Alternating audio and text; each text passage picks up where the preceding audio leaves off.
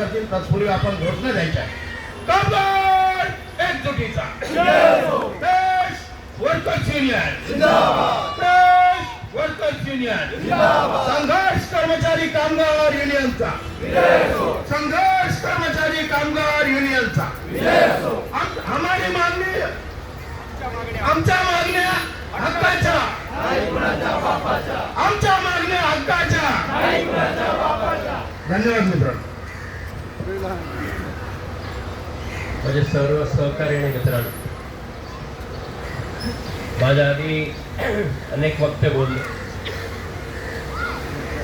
आपण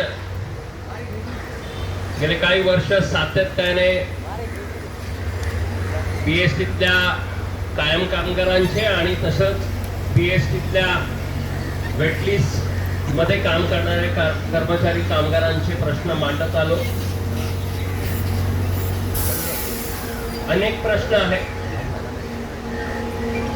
वेटलिस्ट मध्ये अनेक प्रश्न होते, आजही आहेत. काही सुटले, काही नाही सुटले.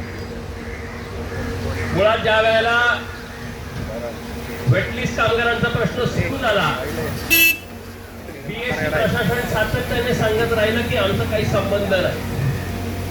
मग आपण लेबर कमिशनरकडे गेलो तरी त्यांचे अधिकारी यायचे नाही. एखादं पत्र दिलं तर त्यावर उत्तर नाही आणि वाटाघाटीला तर बिलकुल नाही.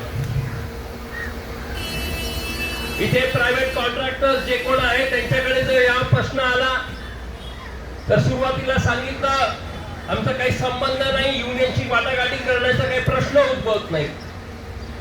पण सातत्याने प्रश्न मांडत राहिलो आणि कंपन्या वाटाघाटी करायला सुरुवात केली. बोनसचा प्रश्न असेल, वाटाघाट्या सुरू झाल्या, चांगल्या पद्धतीने तो सुटला. जिथे बोनस मिळत नव्हता तिथे मिळायला लागला आणि आता येणाऱ्या दिवाळीला आपण मागणी केलं त्या पद्धतीने. मागणी तर आपलं की बीएसटीला जेवढा मिळतो तेवढाच, पण किमान 8.33 म्हणजे एक पगार मला बोनस मिळाला पाहिजे, याच्यावरती या कंपनीने सहमती दिलेली आहे. ज्या वेळेला हंसा बंद झाली, बीव्हीजीने घेतला, आपण लावून धरलं की जे कर्मचारी आहे त्यांची सिनियरिटी मेंटेन करून घेतलं पाहिजे, ते आपण करून घेण्याचं काम इथे केलं आणि म्हणून आपण सर्वजण आजही बीव्हीजी मध्ये काम करतो. मित्रांनो, बोलणारे अनेक गोष्टी बोलतात, पण माझं एवढंच म्हणणं आहे, मग काय बीएसटी आणि काय वेटलिस्ट, कोणत्याही युनियनला जर आपलं काम करायचं असेल तर कोणी थांबवलेलं आहे का? जर तुम्हाला शशांकरावाची पद्धत आवडत नसेल तर तुम्ही तुमची पद्धत अवलंबा. कोणी सांगितले? पण त्यांना फक्त आपण जे करतो त्याच्यावरती टीका करणं, त्या पलीकडे त्यांना काही करता येत नाही. आपले प्रश्न सुटले पाहिजे. आपण उपोषणाचं आंदोलन केलं का केलं? कारण आपले प्रश्न लोकांपर्यंत गेले पाहिजेत, मीडियापर्यंत गेले पाहिजेत, सरकारपर्यंत गेले पाहिजेत. आणि हे प्रश्न जात असताना, कारण की या प्रश्नांवर चर्चाच झालेली नव्हती, चर्चा झाली पाहिजे, वाटाघाट्या झाल्या पाहिजेत, हे आपलं ध्येय होतं. आणि ते ध्येय आपण आपल्या उपोषणाच्या आंदोलनातनं साध्य.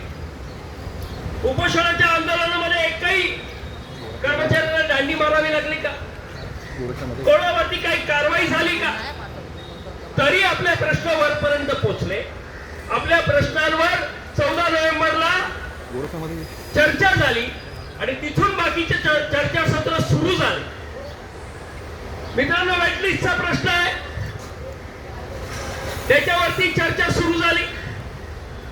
माननीय जीएम साहेबांनी सांगितलं की याच्यावरती 15 दिवसात आम्हाला अहवाल द्या की कोणत्या पद्धतीने आम्ही कंपनींना बोलू शकतो आणि मग बोलवायला पाहिजे. पण अधिकारी वर्गाने ढकलगाडी केली. शेवटच्या मीटिंग मध्ये सांगितलं की आम्ही अहवाल मॅडमला दिलेला, मॅडमनी सांगितलं तर ती मीटिंग लागे. त्याच पद्धतीने जे पीएसटी कार्यरत आणि सेवानिवृत्त कर्मचारी आहेत त्यांचा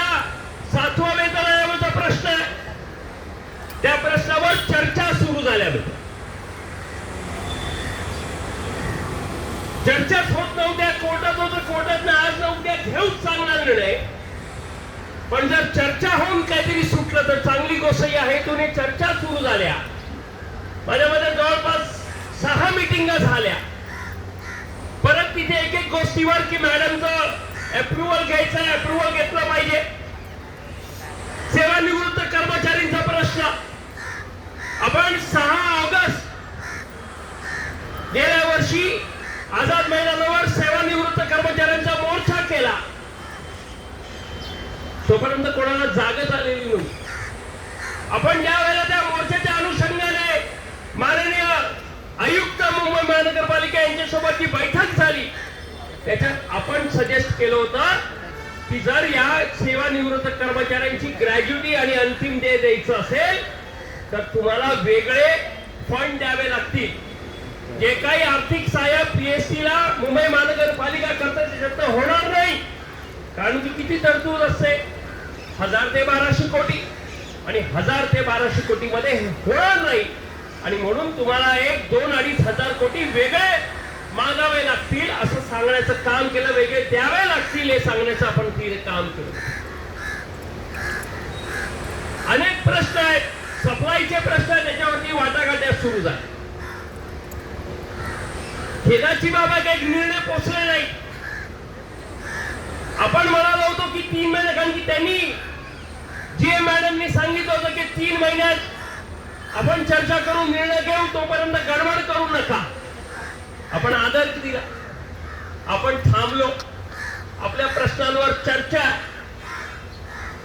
आणि मला हे आवर्जून सांगायचं आहे कारण की वेटलिस्टचे कर्मचाऱ्यांना कोणी येतं, मला काही त्याच्यातलं हे नाही की कोणी काय बोलतं.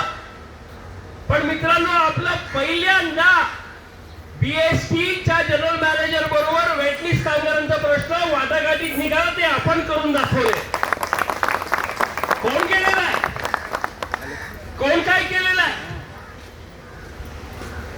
आपण केलेलं आहे. आणि आता हे सर्व प्रश्न, आणि आज परिस्थिती काय, 3 महिने संपायला आले, त्याच्या आधीच आपण दुरू हॉलची सभा लावू. हे म्हणाले बघा 3 महिन्यात काय झालं नाही तर तुम्ही करून दाखवा. ह्यांनी एक कृती समिती बनवली, काय कृती करतील माहिती नाही. पण ज्या कृती समितीमध्ये, आधीच्या कृती समितीमध्ये जे आपण लीड करायचो, त्या कृती समितीने 2019 आंदोलन करून 2007 नंतर लागलेला कर्मचारी जो 14,000ला होता त्याला 50,000च्या घरात आज पोहोचवलेला. यांना खास आली करू दे, पण कोण आहे त्याच्यावर?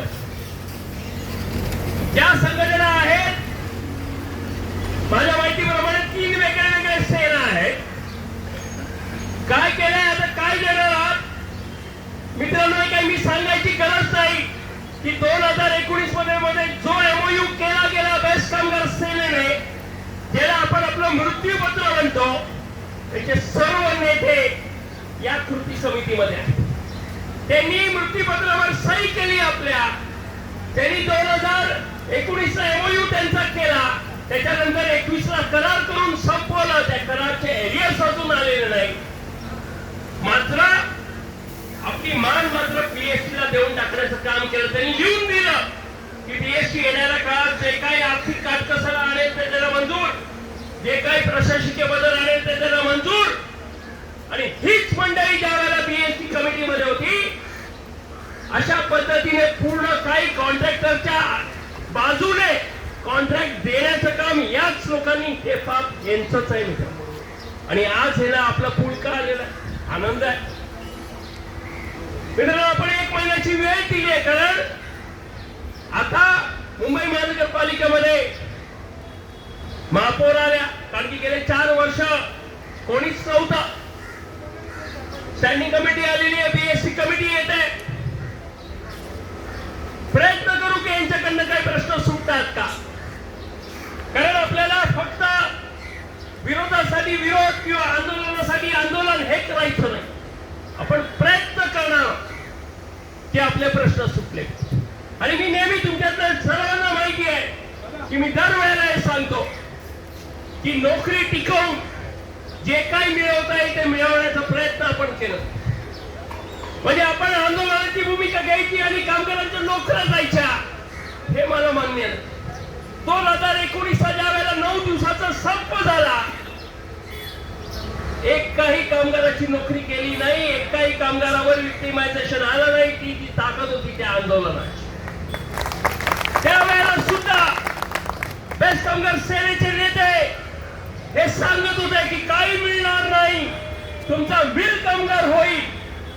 आपण त्याच्या नाकावर बसून आपला अधिकार घेण्याचं काम त्यावेळेला केलं. मित्रांनो, यानं काहीच नाही, फक्त बाजूला बसून बोलण्याचं काम करतात. मी आज जास्त वेळ घेणार नाही आणि मी तुम्हाला सांगतो मित्रांनो, हे उपोषणाच्या आंदोलनाबद्दल बोलले. 2019 आंदोलन होण्याबद्दल याच पीएससी कर्मचाऱ्यांच्या प्रश्नाला घेऊन 3 वेळेला उपोषण केलं गेलं.